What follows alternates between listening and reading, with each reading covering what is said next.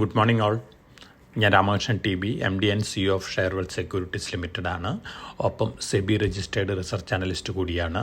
ഈ ഓഡിയോ കേട്ടതിന് ശേഷം ഡിസ്ക്ലെയിമർ കൂടി വായിച്ചു നോക്കണമെന്ന് താല്പര്യപ്പെടുന്നു. ഇനി നമ്മൾക്ക് ഇന്നത്തെ മാർക്കറ്റ് സെൻറ്റിമെൻറ്റ് നോക്കാം. ഇന്ന് നമ്മൾ എക്സ്പെക്റ്റ് ചെയ്യുന്ന ഒരു ബെറ്റർ ഓപ്പണിംഗ് ആണ് ഇന്ത്യൻ മാർക്കറ്റിൽ.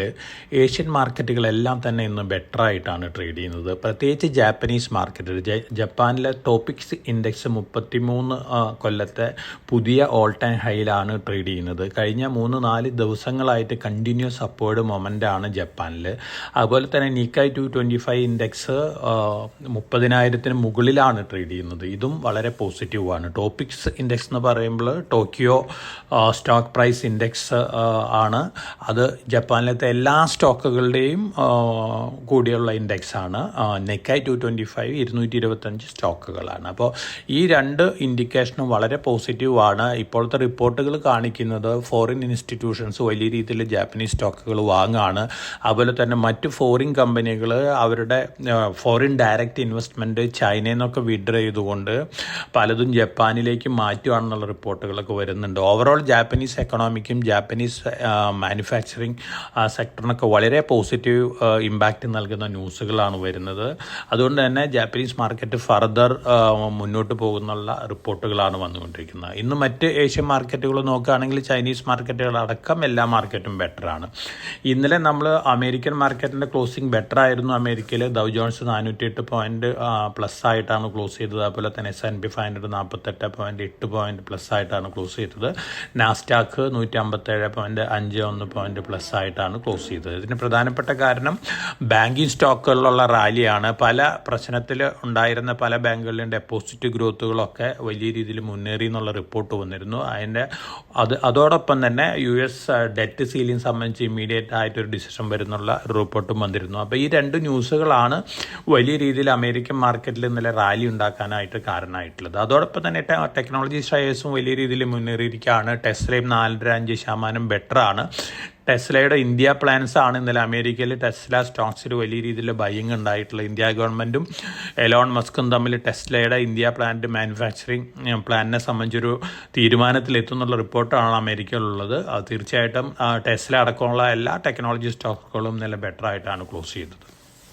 ഇനി നമ്മൾ യൂറോപ്യൻ മാർക്കറ്റ് നോക്കുകയാണെങ്കിൽ യൂറോപ്യൻ മാർക്കറ്റ് മിക്സഡ് ആയിട്ടാണ് ഇന്നലെ ക്ലോസ് ചെയ്തിട്ടുള്ളത്.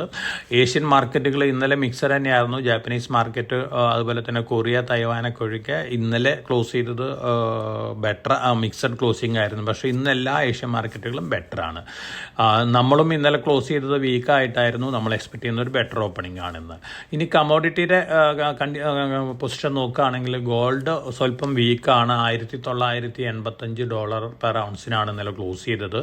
അതിന് മിനിഞ്ഞാന്ന് $1,993 പെർ ഔൺസ് ഉണ്ടായിരുന്നത്. നോർമലി ഒരു പ്രോഫിറ്റ് ബുക്കിംഗ് ആണ്. ഇന്ന് മോർണിംഗിൽ ട്രേഡ് ചെയ്യുന്ന $1,986 പെർ ഔൺസിനാണ്.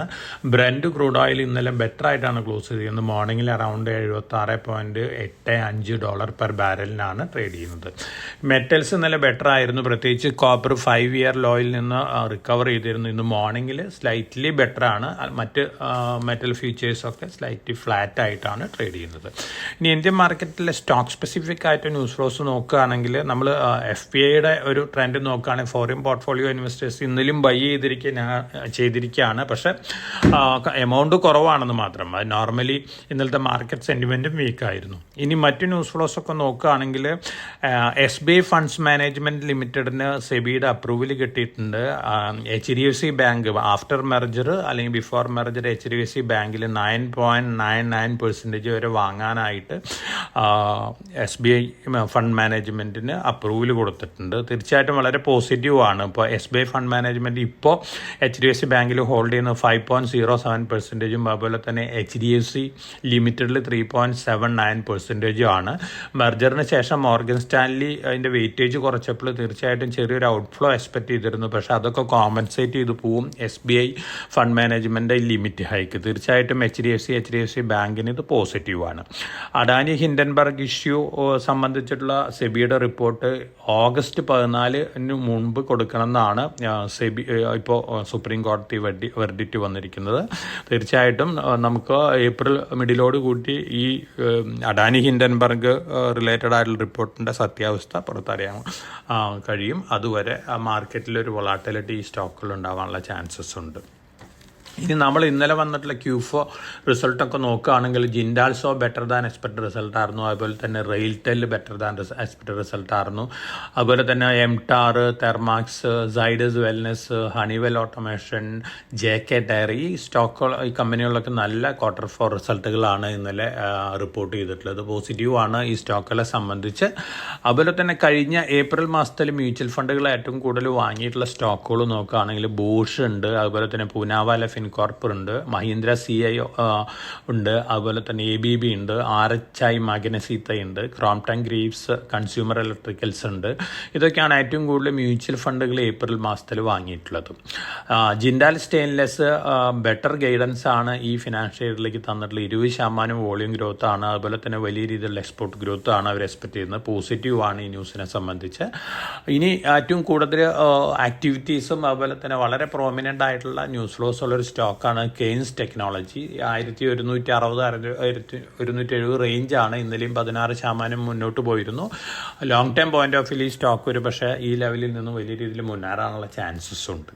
ഇനി ഇന്നത്തെ റിസൾട്ടുകൾ നോക്കുകയാണെങ്കിൽ Q4 റിസൾട്ടുകൾ, ആനുവൽ റിസൾട്ടുകൾ അനൗൺസ് ചെയ്യാൻ പോകുന്ന സ്റ്റേറ്റ് ബാങ്ക് ഓഫ് ഇന്ത്യ ഉണ്ട്, അതുപോലെ തന്നെ ഇൻഡിഗോ ഉണ്ട്, ITC ഉണ്ട്, ഉണോം ഇന്ത്യ ഉണ്ട്, യുണൈറ്റഡ് സ്പിരിറ്റ്സ് ഉണ്ട്, ടാറ്റ എലക്സി ഉണ്ട്, LT Foods, GAIL, Gujarat Narmada Valley Fertilizer Corporation ഉണ്ട്.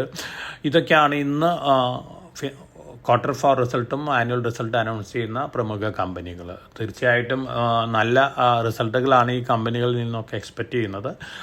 അത്തരത്തിലുള്ള ഒരു റിസൾട്ട് വരികയാണെങ്കിൽ പോസിറ്റീവ് ഇമ്പാക്റ്റ് മാർക്കറ്റിൽ ഉണ്ടാവാനുള്ള ചാൻസ് തന്നെയാണ്. നമുക്ക് ഇന്നും ഒരു ചെറിയ വൊളാറ്റിലിറ്റി ഒക്കെ മാർക്കറ്റിൽ എക്സ്പെക്റ്റ് ചെയ്യാം. നല്ല പ്രോഫിറ്റബിലിറ്റിയിൽ ഇരിക്കുന്ന ക്ലയൻറ്റുകൾക്ക് അറ്റ് എവരി റൈസിൽ പ്രോഫിറ്റ് ബുക്ക് ചെയ്യാവുന്ന ഒരു ഡിസിഷൻ എടുക്കുന്നത് നന്നായിരിക്കും. കാരണം മാർക്കറ്റ് ഓൾ ടൈം ഹൈൻ്റെ അടുത്തേക്ക് പോകുമ്പോൾ തീർച്ചയായിട്ടും ഒരു പ്രോഫിറ്റ് ബുക്കിംഗ് കാണാം. അതോടൊപ്പം തന്നെ ഗ്ലോബൽ ഇവൻറ്റുകൾ തീർച്ചയായിട്ടും മാർക്കറ്റിനെ ഇമ്പാക്റ്റ് ചെയ്യുന്നതാണ്. ഇനി വരാൻ പോകുന്ന ന്യൂസ് ഫ്ലോസ് എല്ലാം തന്നെ വളരെ പോസിറ്റീവാണ്. അമേരിക്കയിൽ നിന്ന് വരുന്ന ന്യൂസുകളൊക്കെ Q4 കൂടിയിട്ട് അമേരിക്കയിൽ ഇൻട്രസ്റ്റ് റേറ്റ് കട്ട് ചെയ്ത് തുടങ്ങുന്നൊക്കെയാണ് പറയുന്നത്. അങ്ങനെ വരികയാണെങ്കിൽ തീർച്ചയായിട്ടും പോസിറ്റീവാണ്. അതോടൊപ്പം തന്നെ ഇന്ത്യയിലും RBI ഇനി ഇൻട്രസ്റ്റ് റേറ്റ് ഹൈക്ക് ചെയ്യാൻ ചാൻസസ് ഇല്ല. മറിച്ച് ഒരു പക്ഷേ ഇവിടെയും ഇൻട്രസ്റ്റ് റേറ്റ് കുറയ്ക്കാനുള്ള തീരുമാനങ്ങളൊക്കെ വന്നേക്കാം. അപ്പോൾ ഓവറോൾ നമ്മളിപ്പോൾ ഒരു പോസിറ്റീവ് സെൻറ്റിമെൻറ്റിലാണ് ഇന്ന് മാർക്കറ്റ് ഉള്ളത്. സ്റ്റോക്ക് സ്പെസിഫിക് ആയിട്ടുള്ള മൂവ്സ് ആയിരിക്കാം കൂടുതലായിട്ട് മാർക്കറ്റിൽ കാണാൻ സാധിക്കുക.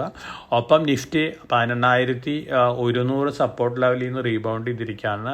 എനിക്ക് തോന്നുന്നു ഒരു കൺസോൾട്ടേഷൻ ഫേസ് ആണ് നിഫ്റ്റിനെ സംബന്ധിച്ച് അടുത്ത 2-3 ദിവസത്തേക്ക് നമുക്ക് എക്സ്പെക്റ്റ് ചെയ്യാൻ സാധിക്കുക.